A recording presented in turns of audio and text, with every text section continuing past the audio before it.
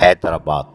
بیسبول corporation سے بھی ایک آرڈر نکلتا ہے اور اس کے اندر بھی اہم انکشافات ہوتے ہیں، لیکن اس میں لکھا ہوا ہے کہ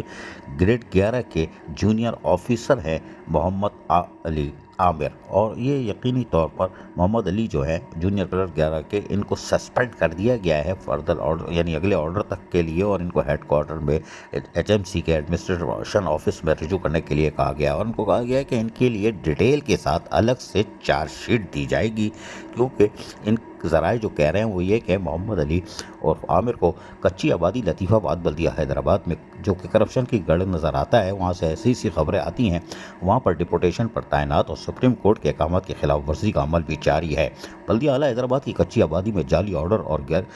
11 گریڈ لیز انسپکٹر کی پوسٹ کا آرڈر ٹنڈو غلام حیدر سے لا کر محمد علی عرف عامر کچی آبادی میں غیر قانونی تعینات تھا، اب اس کو سسپینڈ کر دیا گیا، اور یہ جعلسازی سے کلر کی پوسٹ سے تنخواہ بھی لے رہا ہے۔ تاہم لوگوں نے یہاں